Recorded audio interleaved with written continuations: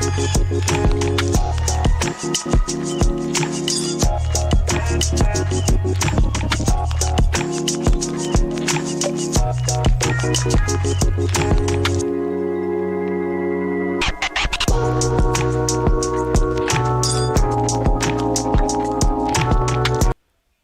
everyone, and welcome to another episode of Nerdy Movie News Roundup, the show where we round up all of the latest news in the world of nerdy movies and TV shows and video games, which we will be talking about today, coincidentally. So yeah, let's just get into our first segment, which is trailers.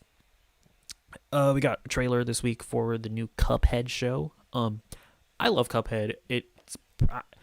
Honestly, it's probably in my top 10 games of all time. I've never actually sat down and made a list of my top 10 favorite games of all time, but Cuphead would probably be on it. And, you know, it's obviously like a fun game, but one of the just more exceptional things about it is that animation, how the entire game is just in that rubber hose, you know, Steamboat Willie-esque animation. And, you know, when you're just playing the game, it is a sight to behold.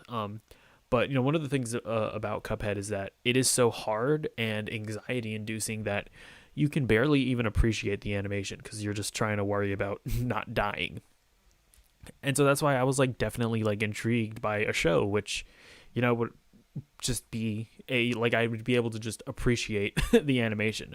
And so this show looks interesting because it feels more modern than I necessarily would have expected. And I think that that's a good thing just because it's one of those things where it's like, okay, if you made a show and you made it like just exactly like the animation of Cuphead, then you're just kind of watching an old-fashioned show. And that ultimately might not be like, that might not make for like the best product.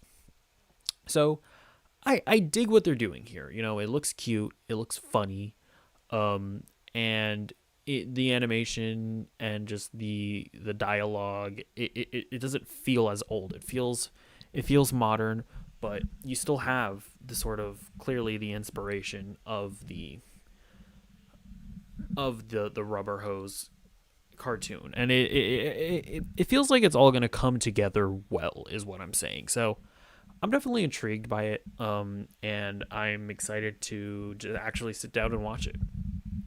And yeah, it's coming to Netflix. I don't know if I mentioned that. Okay, there's also kind of a sort of trailer, but not really. We got a title announcement for the new Amazon Lord of the Rings show. It's called The Lord of the Rings, The Rings of Power. Now, I've never watched The Lord of the Rings. It's just one of those things that I just never got around to watching. Never watched The Hobbit either. And so I've been thinking it would be funny if I just didn't watch The Lord of the Rings until this show like ran its course.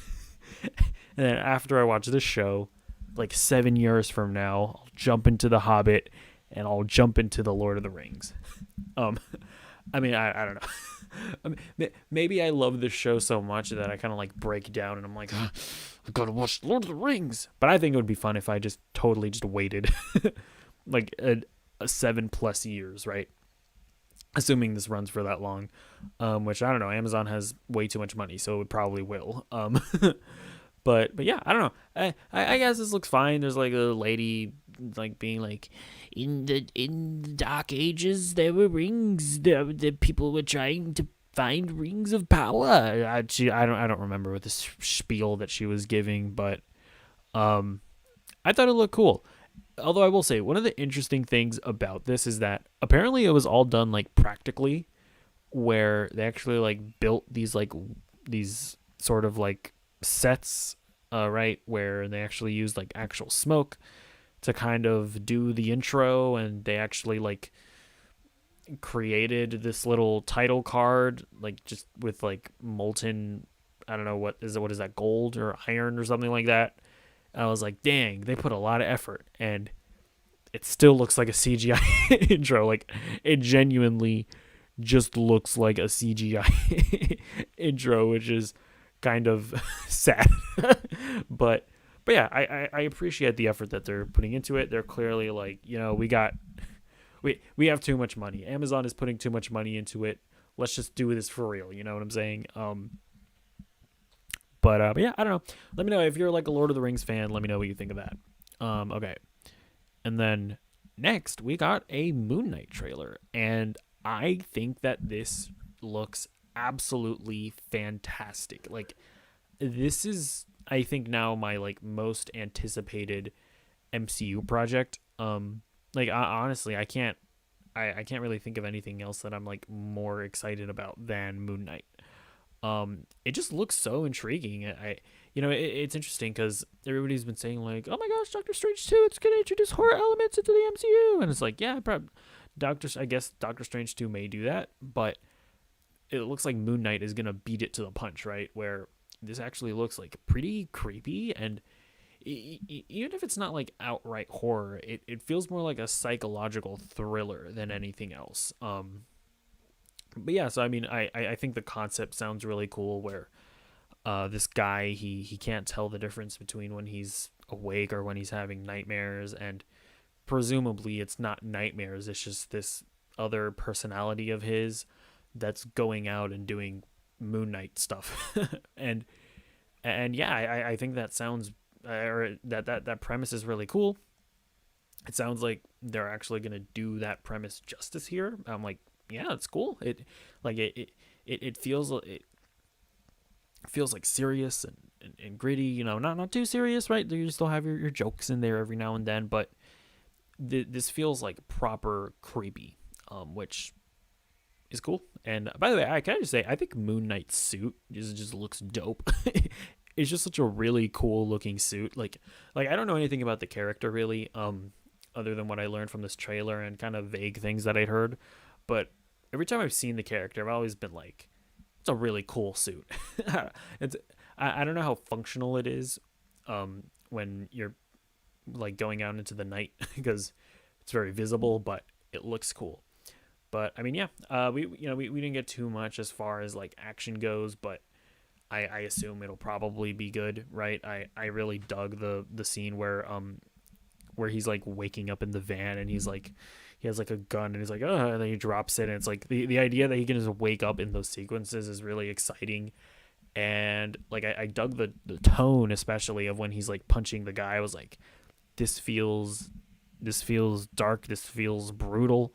Like, okay, I like the tone that you're setting up. And I'm also just really looking to this project to potentially give me hope that Disney is going to be able to like do Daredevil justice once they bring him in, because Daredevil is like maybe my favorite superhero thing of all time. It's my favorite Marvel thing of all time, and I'm not hopeful about what they could potentially do with that character in the MCU. You know, like he was fine in No Way Home, but I mean he was there for like 2 seconds, so I appreciated that. But oh man, what they did to Kingpin and Hawkeye, that was just not it. That was not it at all. So if they can do like a psychological horror thriller in Disney Plus, because I'm like, I get it. It's never going to be like R-rated or MA, whatever the TV ratings are, but just do a really, really decent like PG-13 thing that kind of pushes boundaries. I'm fine with that.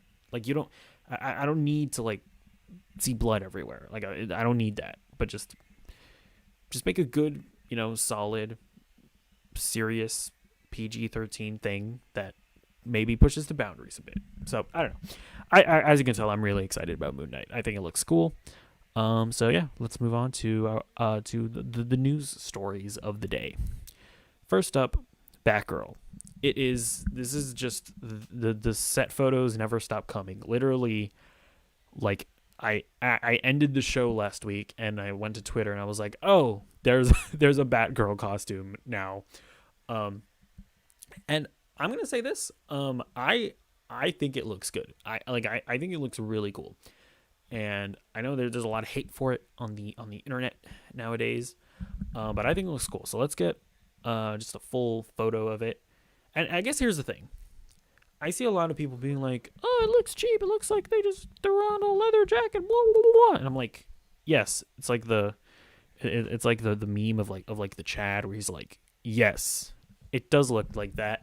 And that's awesome. Like, I guess I don't know. Maybe I prefer more like rugged homemade suits. Like my favorite live action superhero costume of all time is that first like black suit that Daredevil has in season 1, where it's literally just like a long sleeved black shirt and black cargo pants. And I'm like, that's awesome. Like if I were to ever cosplay anything, it would be that probably, just because it's easy to do. um, but also it just looked so great in that show. It was awesome, and I love that. This looks like Barbara just grabbed a leather jacket and like glued on a bat symbol on it. You know, she put on some leather pants and she's good to go, right? Like I love just like the ruggedness of it, because it's one of those things where it's like you watch like the Raimi Spider-Man movies, and he's like he's like, oh, he's like drawing the suit, and it's like, okay, sure, like I guess it's feasible that Peter Parker can draw a suit. But then he's drawing it, and they show him sewing, and then like the next scene he just has this $1 million like like Spider-Man suit. It's like, okay. Like sure Peter Parker sewed that suit, right? And it's like, even in like the Andrew Garfield Spider-Man movies, they kind of like tried, or in the first one they kind of like tried to do one that's like, oh, look how realistic it is, he's just kind of wearing sneakers, right? But it's like, no, that's still like $1 billion Hollywood suit. This actually looks like Barbara Gordon could have conceivably made this. And I'm sure that at some point, whether it be at the end of this movie or in the wherever this series goes, I'm sure Michael Keaton is gonna make her like a proper bat suit. Like it's gonna happen.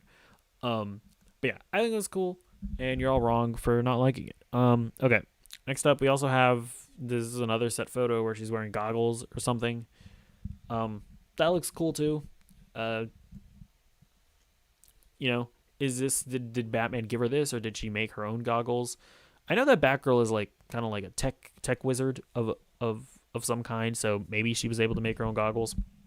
Maybe that you know, her being able to make those goggles, maybe that's going to take me out of the movie, because I'm like, that's not realistic. Who knows? And there was also, oh man, I forgot to put it in here, there was like a video of Brendan Fraser as Firefly. He's like walking out of a building in like fog. I was like, that looked cool too. I mean, there wasn't much to it. It was literally just Brendan Fraser walking out of fog, walking out of a building that he burned on fire. So we're not gonna we didn't get a feel of like what that's actually gonna look like in the movie. But you know, it is, yeah. Brendan Fraser, that was a thing. I forgot to put it in here. Go look it up, you lazy animal. Okay, next story. Spider-Man Into the Spider-Verse is looking to top the first movie's animation. So this is coming from the Hollywood Reporter. It is, as Phil said, a very ambitious sequel, because we didn't want to just sort of do the same thing again. Miller, who co-wrote the script and is producing the film, said, and so the idea that we'd be going to different dimensions really opened up an opportunity artistically to have each world have its own art style, and to be able to push the folks at ImageWorks to develop a way to have each dimension feel like it was drawn by a different artist's hand. So, yeah, every dimension in this movie is going to have a different art style. I guess we don't know how many dimensions that are going to be in it, but, you know, presumably it's going to be like probably 4 or 5 at least, right?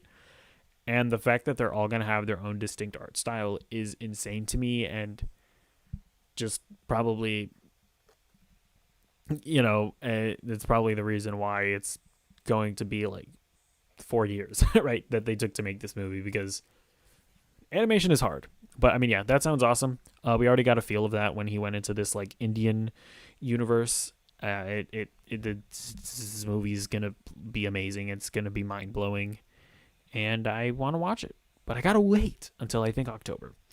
Okay, next story. We have a correction from last week. So last week, Tessa Thompson, she plays Valkyrie. She was basically saying stuff like, "Oh yeah, I love how Valkyrie can like heal people and give them powers or something and send them to Valhalla." And I was like, everybody was just like, "What? Like what are you talking about?" And I guess that's in the comic books, and that is part of the correction that Tessa Thompson gave. This is coming from Screen Rant. In talking about Valkyrie to W Mag, I was talking generally about powers that are canon and that I loved in reading the comics, and not Thor Love and Thunder. I shan't be a home for spoilers. So, I mean, this isn't a walkback, right? She didn't say that, no, those powers are definitely not in Thor Love and Thunder. This is saying that when she said it, she was referring to the comic books, not the movie. So, I mean, it's a bit of a wishy washy correction because it very well could still be in the movie. Like, that was by no means a confirmation that they're not. I'm going to believe her.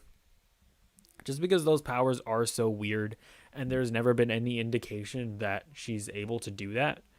Um, but I mean, then again, Taika Waititi, maybe he's going all out and for Thor: Love and Thunder. It is very possible. But yeah, well, I guess we'll just have to wait and see what comes from that.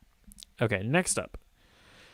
This is not a movie news thing per se, but it's like pretty crazy, and I figured I should bring it up. So, Xbox, Microsoft, who owns Xbox, obviously, has bought Activision Blizzard. Now, they bought them for like $59 million, I think, which is insane. Like, Jesus.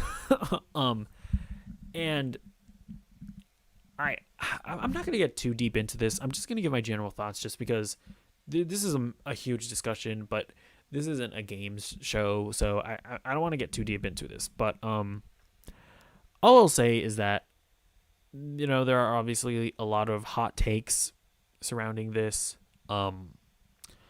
And it feels like people are either saying this is a really great thing or no, this is the worst thing ever. But in my opinion, it's kind of mixed. I'm going to be an enlightened centrist here because, or actually no, overall I will say this is a bad thing and I don't like it. But I also do, on the one hand, feel like Activision is going to make better games now that they're under Xbox. Like, if you look, like, Activision has essentially been turning, at least, granted, I don't really play Activision games, but just like looking at it from a distance, it seems like, I mean, they're one of the companies that have just been turning their games into mobile games for like the past 10 years, where we're putting microtransactions and everything. And, you know, everything has to be a live service, right? You know, we can't just put out a Crash Bandicoot racing game. They have to it has to have microtransactions in it. Oh, Toys for Bob. You made a Crash Bandicoot remaster. Those are really good. Oh, cool. You made a Crash Bandicoot 4, which is just as good as the original games. You're a really talented studio. Oh, you're just going to be a support team for World of Warcraft now. Like, they do stuff like that. Like, oh, the company, you made Tony Hawk Pro Skater 4 remake or something. It's like, cool. You're going to be a support team on Diablo. And they would do stuff like that because, sure, Crash Bandicoot was successful. It made a lot of money, but it didn't make literally, you know, it didn't make the perpetual, just never-ending money that a World of Warcraft makes. So it's not good enough for a company like Activision, where their entire model is just churning out as much money as possible for their shareholders. Whereas for a company like Microsoft, and in a service like Game Pass, each individual game isn't necessarily, like, its goal is not necessarily to, or it's not to sell a bunch of copies. Oh, geez. Its goal is not to sell a bunch of copies. Its goal is not to, you know, microtransaction you to death. Its goal is to just provide value to Game Pass as a service and keep and generate more subscribers. So all that to say is that, yes, the idea of, you know, the video game companies just further, like, buying each other out, and, you know, the variety of games companies, like, of that variety shrinking, that's obviously scary. And just in general, I don't like that. I definitely do not. But I also have to acknowledge that I'm like, this is probably going to lead to better games coming from Activision. I mean, it just will be, right? So yeah, we're just gonna have to see how that shakes out, and then I mean, how is PlayStation gonna respond? Like, I don't think that PlayStation can just go around and buy EA, right? Like, I don't know if they have that. I don't know if they have the ability to do that. Um, I- and I mean, like, if you look at if you take into account that Call of Duty is probably gonna now be an Xbox exclusive, that's gonna be a huge hit to PlayStation. I mean, and like even if it's not exclusive, guess what? Now every copy of Call of Duty that gets sold on PlayStation, it's going right back to Xbox. All right. So I mean, look, this is a huge conversation. You should probably go to like a gaming podcast if you want like a super in depth discussion about it. But I mean, it's just a crazy thing, and I kind of just wanted to talk about it. And it's also going to be relevant to a story that we're going to get to later. So yeah, it's pretty crazy. Okay, next story. YouTube originals are now dead. This is coming from Deadline. YouTube's return to its roots as a platform for user-generated content is complete.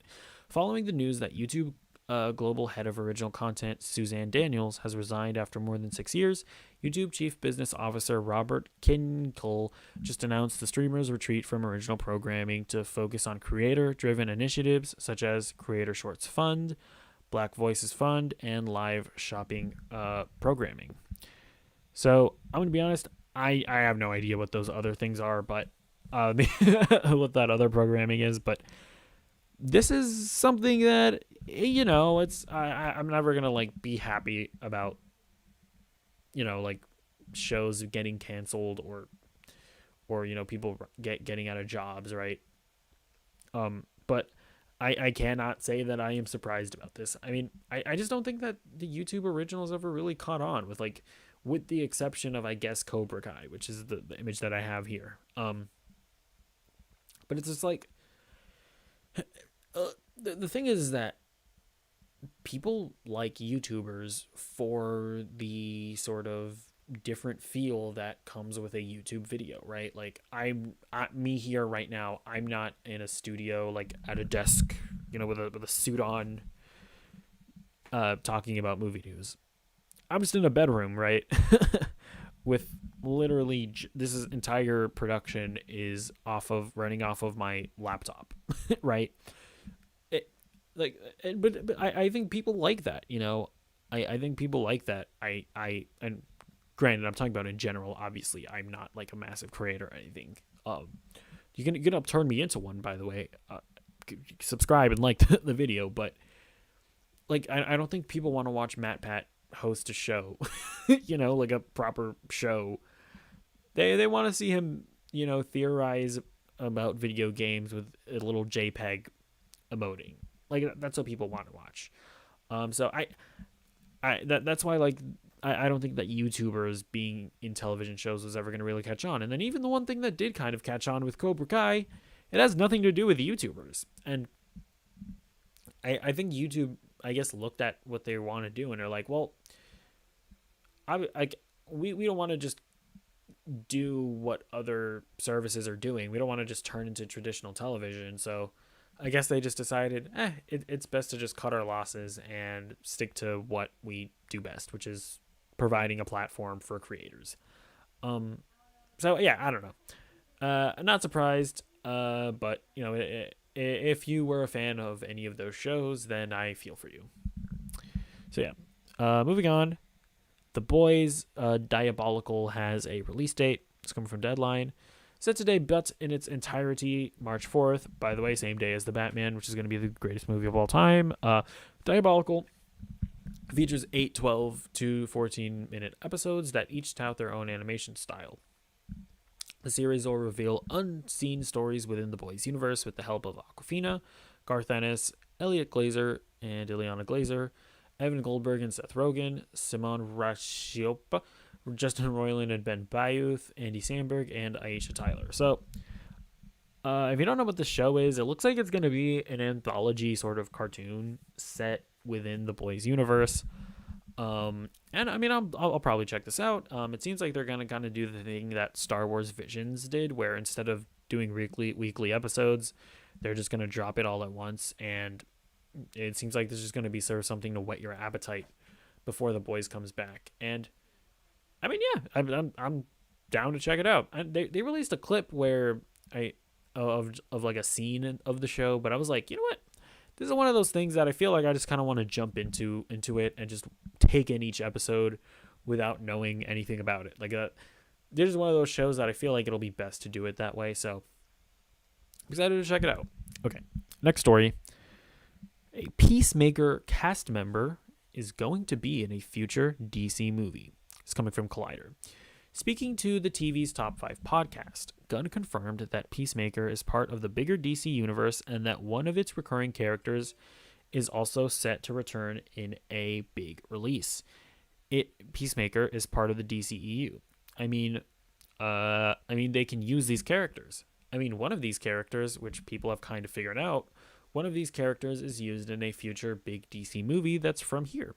So we are connected to all of this. Who knows what role these characters are going to play in the future? I mean, no one knew who the Guardians of the Galaxy were. And then all of a sudden, they're massive players in Infinity War and Endgame.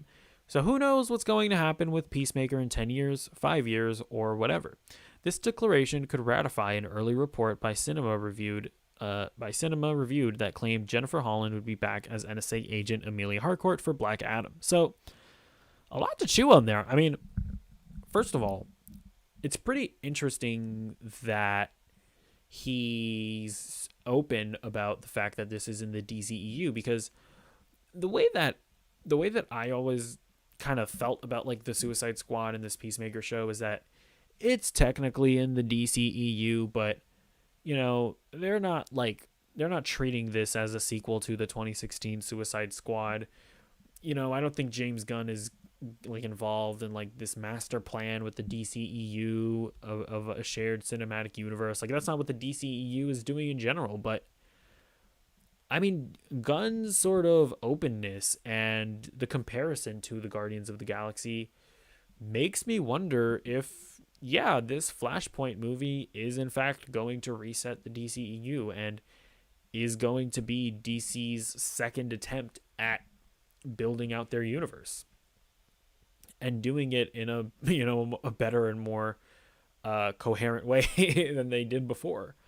And yeah, I mean, I don't know, like Gunn's just openness about it makes me more convinced. Gosh darn it, my camera went out, but you know what? I'm gonna keep on talking. And yeah, so I guess like what other character from Peacemaker could show up in something else? I mean, who really knows, right? Like, I guess there was that report of Amelia Harcourt showing up, maybe. Although I guess, and then if that does happen, I mean, it doesn't Black Adam take place in the past because it's going to deal with the JSA. Although I guess Black Adam is like he's like probably like an immortal character or something, or he lives a really long time. So maybe it's going to travel through, or he's not going to travel through time, but maybe Black Adam is a movie that will take place in different points in time. Like obviously that's very possible. So yeah, I mean, I don't really know who could show up in future DC movies. I mean, presumably Peacemaker hopefully shows up in more stuff, but yeah, we'll just have to wait and see. But yeah, interesting to note that James Gunn is like totally open about his stuff being in the DCEU, and it's not one of those things where he's like very wishy-washy about it, like, yeah, you know, it's in the DC universe, but you know, we're not really paying attention to the DC universe. We're just doing our own thing, so you know, it is in the DC universe, but don't think about it that way. It's cool that at this point he's just more open and honest about it. So okay, moving on to our next story. Jensen Ackles, he's doing a DC project. It's coming from Screen Rant. Ackles, not Apples, recently appeared on Smallville co-star Michael Rosenbaum's podcast Inside of You with Michael Rosenbaum, where Rosenbaum asked Ackles what Marvel or a DC project he would want to be a part of.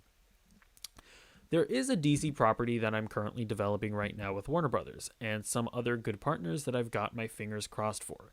But again, I'm not going to talk about it because I don't want to jinx it. Interesting. So I don't really know what this is. I have no idea. Like, this could be as small as he's developing like a DC animated movie, or this could be as big as Jensen Ackles is your new Superman, right? So I wouldn't get too excited about it, but just I guess just kind of keep it in the back of your minds that Jensen, he doing something with DC. He's doing something. So we'll have to see where that goes. Next story. Luke Roberts is Thomas Wayne in the Batman, because we just need to see them die 10 more times. Okay, so this is a tweet that he put up. This time last year, I was doing a little last minute character research in my trailer. Wish I could name drop the movie, but I signed one of those NDA thingies. Yeah. So interesting enough, it seems like this was posted back in December 17th of 2020, but nobody really picked up on it until now. And yeah, so people noticed this tweet, and it was like, apparently this comic book has to do with Thomas Wayne. I don't really recognize it, but yeah, he's playing Thomas Wayne. Now, obviously, and I referenced this earlier, everybody's first thought is, they're doing the Thomas and Martha Wayne death scene again. They're doing it again. And yes, that scene very well could be in this movie, but I actually think that this is more so going to be to show flashbacks of Thomas Wayne being maybe not the greatest guy, because we know that this movie is it's gonna consist of the Riddler, and he's going after powerful people and, like, exposing them. And it would not surprise me if a part of this movie is, has to do with the Riddler exposing the Wayne family, and perhaps exposing Thomas Wayne of being perhaps a cringe individual who dealt with bad people. And it totally wouldn't surprise me if they got this guy in to, obviously, like, dramatize the whatever Thomas Wayne was up to. I don't know. That's just a thought that I have, because there's also that line where Robert Pattinson is like, "You lied to me, Alfred. Why did you lie to me? You lied to me." He says something like that, and Alfred probably lied to him about his dad, right? So yeah, interesting stuff to think about, right? To March 4th, needs to get here. If that movie gets delayed, I don't know if I'll be able to go on. That's a joke. Okay, I'm not that emotionally invested in this movie. Okay, so next up, we have confirmation that Knights of Ren trailer that we talked about last week is in fact fake. There's a tweet from I think it's like the social media manager of Lucasfilm or something.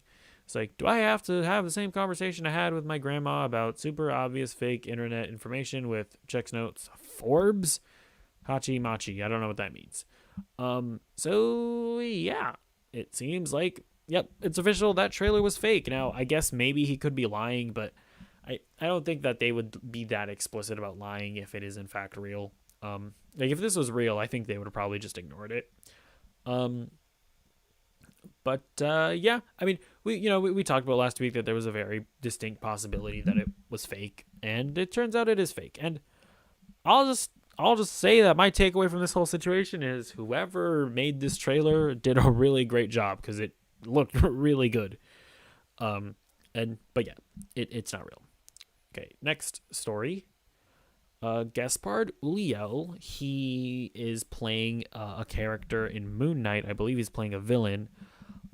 He died at 37, and I mean, this is obviously tragic. There are a lot of stories about actors dying, but most of the time, they're like well into their 90s, right? And it's like, okay, well, at least they lived a full life. This guy died really young, and it was probably going to appear in the highest profile project that he's ever been in. So, it's obviously incredibly disappointing, and tragic. So, well wishes to his friends and family, and everybody check out his last performance in Moon Knight, I guess. All right, I'm bad at at serious topics, so we're just gonna move on. The Batman. We've talked a little bit about the Batman. it has officially clocked in at 2 hours and 55 minutes. Technically 2 hours and 47 minutes if you don't count the credits. And everybody's talking about whether or not that's a good or a bad runtime.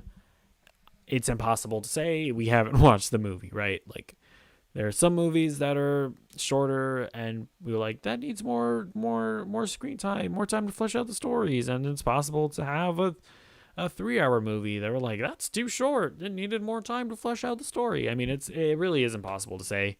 I I'm not gonna know if this is a good runtime until I watch the movie. That being said, this is obviously going to be the greatest movie of all time. This is the greatest achievement in cinema history. Martin Scorsese is going to be like, God damn, I didn't realize. Y'all didn't tell me about the Batman. I said this wasn't a cinema, but I mean, y'all didn't tell me they got Matt Reeves, the Ape Man, in it directing. Are you kidding me? This is cinema, the most cinema that's ever been in the cinema. So, obviously, this is going to be a perfect runtime because this movie is going to be the perfect movie. But yeah, we have to wait and see. Okay, next story. Black Panther just cannot catch a break. This sequel has paused filming again. This is coming from Screen Rant. The Hollywood Reporter has published a new report of major productions currently affected by the recent surge of the Omicron COVID-19 variant across the country. One such production is Black Panther: Wakanda Forever, which has reportedly delayed production again as several cast and crew members have tested positive for the virus, including Lupita Nyong'o. Sources report that filming had restarted last week and is only expected to be delayed by a week before getting back underway. So, not a huge delay. I guess their Omicron got into the set and they're like, okay, let's just pause for a week. Let everybody recover, make sure nobody has it anymore, and then resume filming. So, not too crazy of a delay. I don't think that this specific incident is necessarily going to affect its release date. Like, if before this delay, they were like, yeah, we'll be able to hit that release date. I don't think that this week is going to impact that.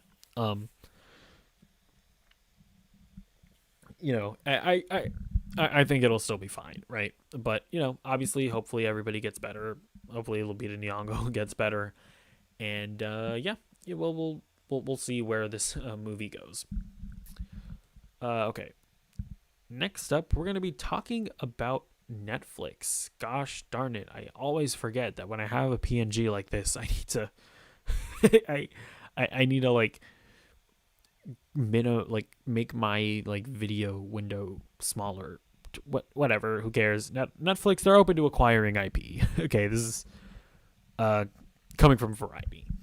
It was exciting to see the activity in the space, and I think to some degree it's an endorsement of the core thesis that we have around subscription being a great model to connect consumers around the world with games and gaming experience.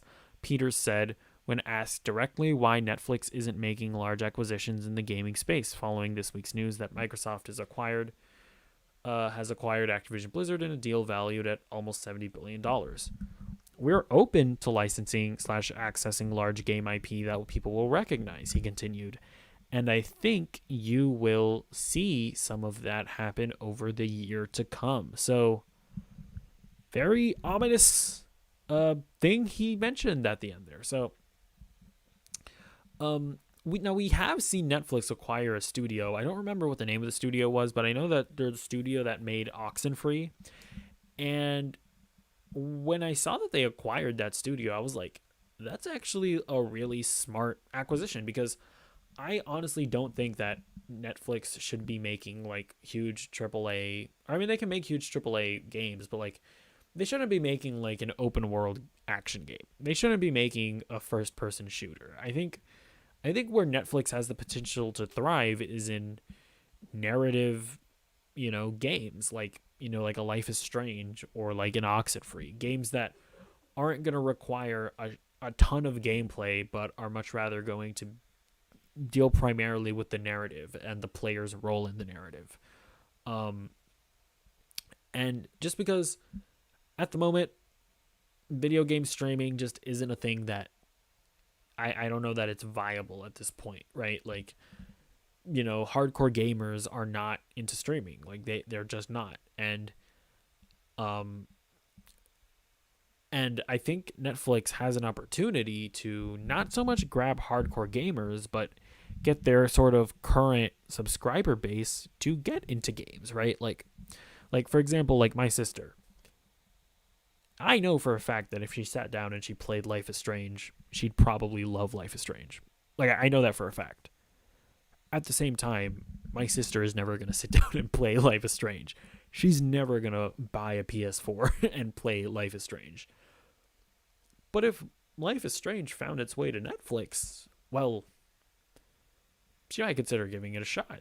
If it was as easy as, hey, I can just play it on my MacBook, you know, my sister's not going to notice that the input lag is severe. Probably, she's not going to even care about that. She's not, and that game isn't even a game that would factor in as much, right?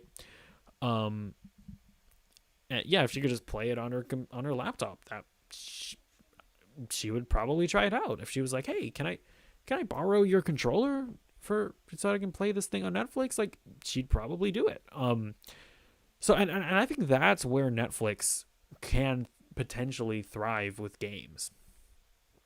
And then as video game streaming evolves, then sure, maybe get into getting a first person shooter, and then once the games is at a point where hardcore gamers would be willing to stream games, at that point do it. So that's just like a rant about where I think Netflix should go with their games, but it is interesting that they're saying that, straight up saying that there are going to be some more acquisitions. Now, is it going to be on the level of Activision Blizzard? I doubt it. I don't, because I just feel like, I don't know, it seems like Netflix is so, like, they're investing so much money in their content that to the point that they're not even making a profit. I don't know that they're in the position to put the kind of money that it would take to acquire an EA, or is Netflix even big enough to acquire EA? Honestly, I'm not sure, but like, would they acquire Square Enix? I don't know. I don't think they would. But I mean, I could see them acquiring more studios, like the studio that made Oxenfree, right? More smaller studios that can help make games that are ideal for Netflix. So yeah. And by the way, this is all assuming that Netflix is even wanting to get into streaming, because we saw that they do have games on Netflix right now. They're mobile games that you can download on your phone. And I mean, they're not good mobile games. I haven't played any of them, but from what I've seen, they're not good mobile games. So I mean, we don't even really know that Netflix is going to do game streaming. But I mean, that would make the most sense. So yeah, we'll see where all that goes. But for now, let's move on to our next story that is kind of related. Squid Game is getting a universe, a shared universe. That's its thumbnail. Let's get into it. It's coming from Variety. It's officially a green light. Squid Game, Netflix's breakout hit of 2021, will be getting a season 2, co-CEO and chief content officer Ted Sarandos affirmed. On Netflix's fourth quarter 2021 earnings interview, Sarandos was asked whether there would be a second season of the violent South Korean survival drama, which has scored as the company's #1 most viewed TV series. Absolutely, Sarandos replied. The Squid Game universe has just begun. Now, obviously, it's very easy to be cynical about this, where it's like, oh, a corporation can't just have a nice thing; they must turn it into a shared universe. But it's also like, at the same time, like, I get it. It's like, when something is as big as Squid Game, it's like, how can you not do more? Like, how could you not possibly do more? You would be stupid to not do more, right? So it is what it is. I still haven't watched Squid Game. I remember it came out, like, or at the very least it got really big, like, in the middle of my last semester of college where I was so stressed out that I wasn't doing this show and I wasn't even really consuming content. I was just like in a state of despair. And so I didn't watch Squid Game. I'll get around to it at some point, um but yeah, I mean, obviously it was massive, and Netflix is they were obviously going to do more with it. Like how can you not? Again, how could you not?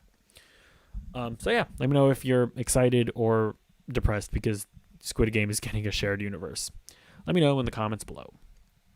Next up, Godzilla is getting an Apple show. This is coming from Variety. Apple has ordered a live-action Godzilla series from legendary television Variety has learned. The untitled series continues the story of the legendary monsterverse established in films like Kong Skull Island and 2014's Godzilla, following the battle between Godzilla and the Titans that leveled San Francisco and the shocking new reality that monsters are real. The series explores one family's journey to uncover its buried secrets and legacy, linking them to the secret organization known as Monarch. Monarch is a secret government entity that has played a major role in the MonsterVerse franchise, working to cover up the existence of and defend the world from creatures like Godzilla and the other Titans. So, this is interesting to say the least. Now, the one part about this that I find the most interesting is that you would think that this show would be on HBO Max, but Legendary took it to Apple. Now, perhaps this is a bit of a conspiracy theory, but there's no way that this isn't in some way related to the stunt that Warner Media pulled last year with putting everything on HBO Max. Because if you didn't know, right, like Legendary, they're like the co-financers, and I think they're like technically the people who made Godzilla vs. Kong and Dune, by the way. Without telling them, Warner Media was just like, oh yeah, they're on HBO Max, they're not getting theatrical exclusive releases. And Legendary was like, what? You did not, you're gonna pass that one by us. We might sue you, right? And so that was a tense situation that admittedly never went anywhere. So I'm assuming there was a deal struck, but I can't imagine that them taking this to Apple, I can't imagine that that doesn't have anything to do with that situation. But yeah, so there's that, right? That's crazy. And then yeah, just the prospect of a Godzilla show on streaming is curious. I mean, I guess the thing that I'm most curious about is like, is this gonna have the necessary budget to make this feel worthwhile? Because, what I again, I've never actually like watched any of these Godzilla movies, but the main complaint about them is that the human stuff sucks, and it's cool seeing the monsters be monsters, right? Like that's the main like consensus around this. And so you would imagine that a Godzilla show is gonna be a lot of human stuff and like maybe 5 seconds of a monster. It's like you'd imagine that that's all they're gonna be able to afford, but who knows?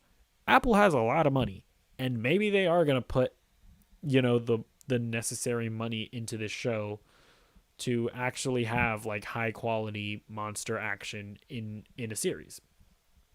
Maybe they will. We will have to see. Okay, last story of the day. Bong Joon-ho his next movie is going to be based on an upcoming novel, Mickey 7, and it will be starring Robert Pattinson. This is coming from Deadline. After taking nearly 2 years to figure out his next project following his Oscar sweep in 2020 with Parasite, director Bong Joon-ho looks to have found his next film and is taking a certain Cape Crusader along for the ride. Sources tell Deadline that Bong is in talks to write and direct an untitled film based on Edward Ashton's upcoming novel Mickey 7 for Warner Brothers, and that the Batman star Robert Pattinson is in talks to star. Bong will also produce the untitled film for his production company Offscreen, alongside Doo-Hoo Choi for Kate Street Picture Company and Plan B. So, interesting stuff. Bong Joon-ho is directing a sci-fi film next. And gotta say, this guy is such a like it seems like I really do like how diverse this guy's projects are, and it also kind of shows just how exciting both this director and Robert Pattinson is, because it's like Robert Pattinson is an actor that honestly at this point he can be in anything he wants, and the fact that he chose to be like, yeah, I'll be in Bong Joon Ho's next movie kind of just shows what a brilliant filmmaker this guy is, and how eager people are to work with him. So yeah, I mean, obviously, I don't really know anything about this Mickey Seven book. It's not even out yet, but I think it has to do with like cloning or something. So maybe we'll see multiple Robert Pattinsons um, acting alongside one another, just going insane. Hopefully, that's a part of this. But yeah, this was cool news. Okay, now let's get into our final segment, which is what I've been watching. So first up, I've played more Psychonauts. This game is still good. I still appreciate everything that it's doing. I don't really have anything new to say about it. I'm still just kind of working my way through it. I guess the only thing to note is that I'm continuing to enjoy like the story that it's telling. It's very weird. It's very bizarre, but it's cool. Like I'm like invested in it. Still playing Super Mario 64.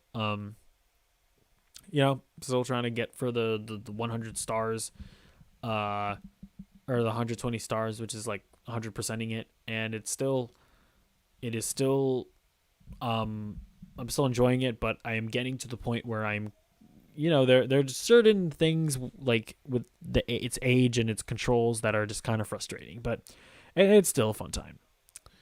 I also watched The Eyes of Tammy Faye. So this is a movie that came out last year starring Andrew Garfield and Jessica Chastain, and it is about Tammy Faye and Jim Baker. And it's pretty good. It's so if you don't know who these guys are, they were a televangelist couple back in, like, I want to say the 70s or the 80s. I honestly don't remember too much. I'm not quite sure, but they were a televangelist couple. They were massive. They had like a massive viewership. They got to the point where they built like a water park, which is insane, and it's just kind of a movie about the rise and fall of this couple. And It's also like kind of like a look into the world of televangelism, which is just pretty interesting, and it's just an interesting story and look into that world. And Andrew Garfield and Jessica Chastain are really great in it, as these characters. So yeah, check it out if you want. It's on Hulu. I think that's where I watched it. Or did I watch it on HBO Max? I think I watched it on HBO Max. Never mind. Pig. This one is on Hulu. Pig. It stars Nicolas Cage, and it's basically an artsy fartsy John Wick. Except there's no action. But basically, much like how John Wick got his dog killed and then he went on a rampage, Nicolas Cage in this movie, he gets his truffle pig stolen and he goes to get his pig. But no, it's actually a really good movie. It again, like much like John Wick, it kind of like it's weirdly good at like world building and like setting up this sort of mysterious universe surrounding, like, I guess, like the the the high end restaurant industry. I think is sort of this like it kind of sets up like the high end restaurant industry as being this almost like mafia esque world. It's kind of weird, but I think if you'd watch the movie, I think you understand what I'm saying. But yeah, and so it's kind of just interesting in that way. But at the end of the day, it's just kind of like a movie about, I guess I would say, like grief and and and and mourning, and like being able to sort of get past that sort of state of being, and it's good. I definitely recommend it, and I think Nicolas Cage is fantastic in it. Next up, I watched episode 4 of the Book of Boba Fett. I continue to passively enjoy the show. Is it good? It's not great, but I'm okay with it. Like if this, yeah, like at this point, like this is not going to be the Boba Fett that you wanted as a kid.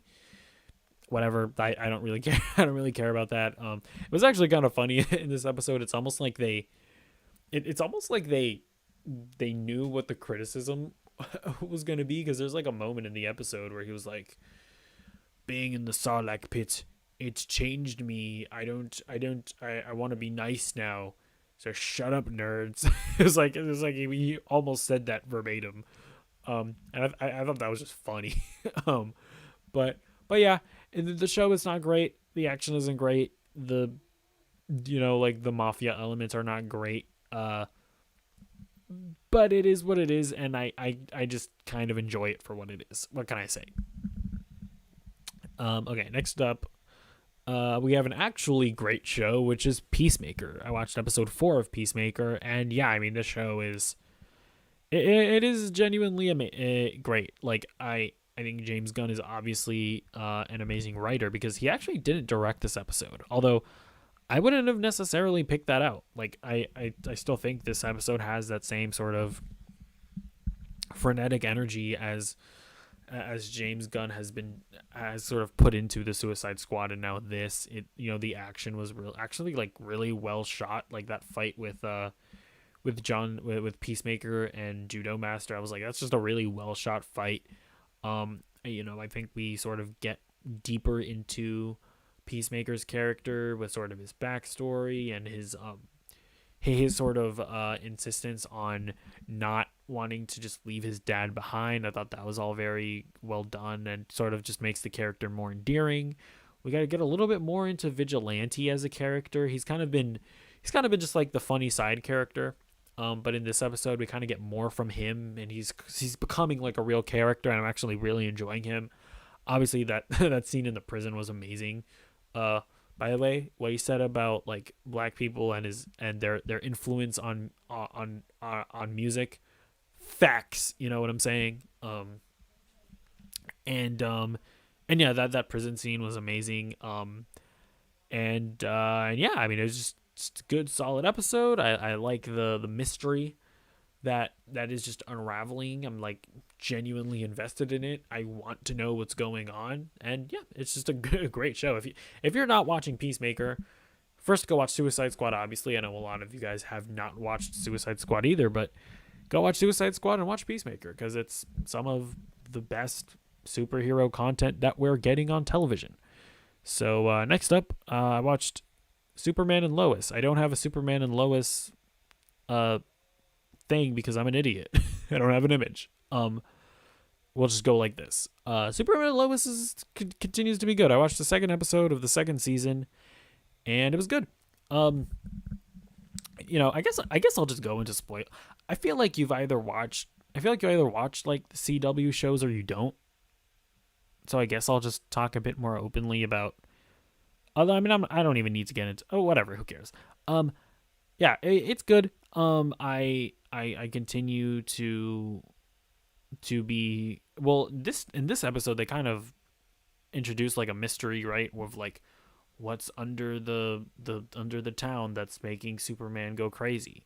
I've seen people, I guess I've seen like article titles being like it's Doomsday, and I mean, I guess it could be. I haven't necessarily seen anything that confirms that it's Doomsday down there. But there's clearly something. The bad guys, gosh darn it, my camera. I need to figure out what's going on there, but sorry about that. You're just listening to my voice for now. But I mean, obviously, like the bad guys are like, there's something powerful down there. It's more powerful than we could have ever predicted, or something like that. I think that's what the lady was saying. But yeah, I continue to just enjoy like Superman dealing with the government, being like, you don't own me, and the army being like, well, if we don't own you, you're not gonna have our help anymore, and so he has to go to his brother and stuff. I was like, that's all pretty compelling. I'm actually like getting to quite like Lex Luthor's daughter, and seeing her sort of adapt to this sort of reality that she's in, and seeing her relationship with Lois develop as well. Although that doesn't necessarily develop in this episode, but just her, I guess, just her development and getting used to this world. That's actually like a pretty. She's turning into like a pretty compelling character, and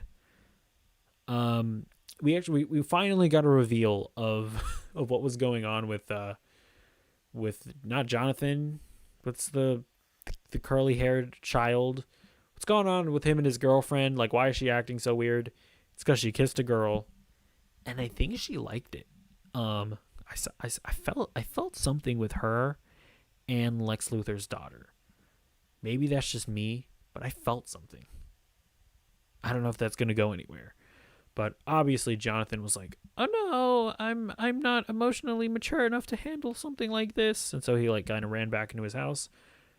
Uh, yeah, I mean that's like a pretty fine whatever storyline. It is what it is. They don't really know what to do with that with the other kid, right? Jonathan. Honestly, I could have been talking about Jonathan.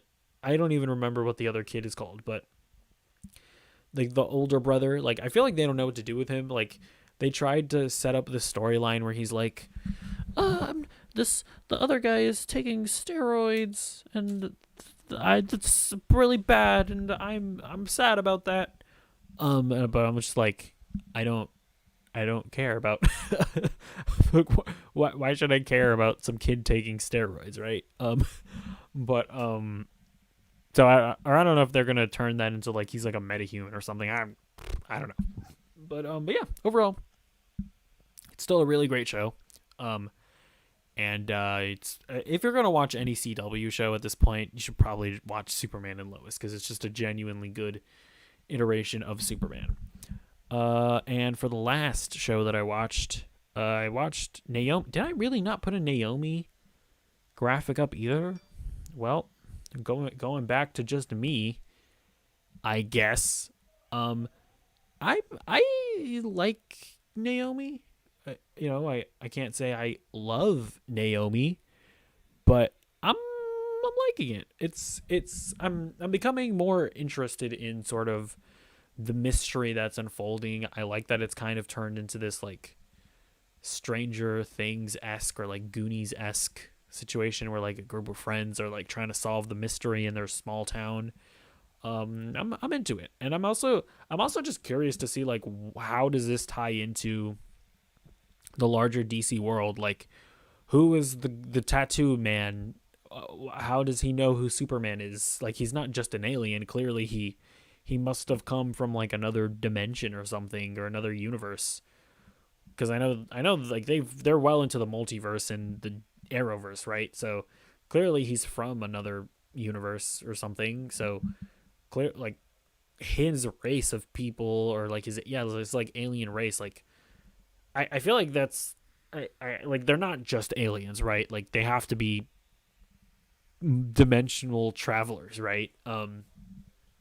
So yeah, like I'm interested to see how that's all gonna unravel, and you know, will Naomi settle down with somebody? Will she stop playing around? Which is not cool, Naomi. Don't you gotta can't lead people on like that. She's like she just has like she's just leading literally every character in the show, right? So that's not cool. But yeah, overall, the show's fine. I don't know if you've never watched. I've committed that I will watch all. I'm getting back on the CW DC train. I'm watching every new show that comes out, right? So like, I'm not catching up on like Arrow or The Flash or Supergirl or Legends of Tomorrow. Like, all that stuff is gone. Like, I'm never watching that I'm never catching up on that. But I will watch every new show. I will watch Naomi. I will watch that whatever John Diggle show that is apparently coming. And I will continue watching Superman and Lois. So we're back in, baby. Mediocre CW shows, I will watch them.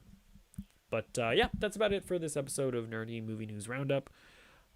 If you enjoyed watching it, I don't know, you can always subscribe and like and comment and give me your thoughts, because that's who cares about what I think. Tell me what you think about any of the topics that we talked about today. If you disagree with me about that Batgirl suit, you're just wrong. You're wrong, and you should stay mad. about the fact that you are wrong, because it's